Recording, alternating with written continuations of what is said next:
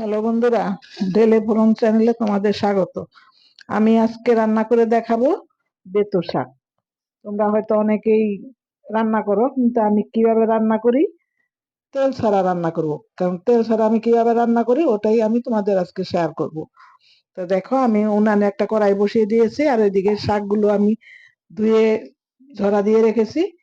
এবার আমি শাকগুলো উনানে দিয়ে দেব।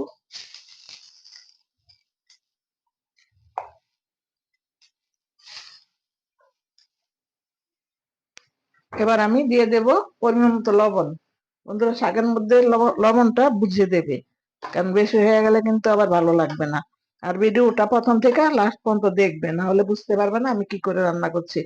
আর দিয়ে দেবো এখানে আমি 5-6টা কাঁচা লঙ্কা দিয়ে এবার একটু নাড়াচাড়া করে আমি এটা ঢেকে দেব। কারণ লবণটা দিলে শাকটা তাড়াতাড়ি মজে যায়।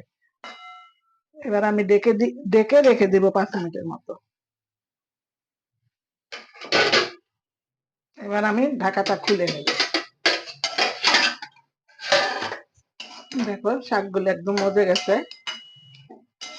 এবার এর উপর আমি দিয়ে দেব সামান্য একটু হলুদ। আর ঢাকবো না, এভাবেই রেখে দেব। আর এইখানে বন্ধুরা আমি একটা মিডিয়াম পেঁয়াজের 4/1 ভাগ পেঁয়াজ, 1 চামচ, চা চামচের 1 চামচ ধনে, আর সামান্য একটু এই রাঁধুনি, আর হইলো 4-5 কোয়া রসুন বেটে নিয়েছি। এটা আমি পরে দেব, দেখতে থাকো। আর বন্ধুরা, আমি এই এতটা আদা নিয়েছি, অর্ধেকটা কেটে। আদাটা বলেছি কিনা আমি ভুলে গেছি। এবার আমি এই বাটা মশলাটা দিয়ে দেব। বন্ধুরা, এই তেল ছাড়া যে বেতো শাক খেতে এতটাই ভালো হয়, তোমরা এক থালা ভাত শাক দিয়ে খেয়ে নেবে, এতটা ভালো হয়।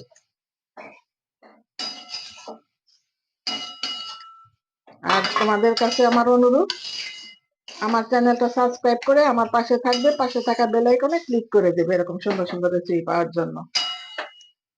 আর কমেন্টস করবে, লাইক করবে, বন্ধুদের মধ্যে শেয়ার করে দেবে।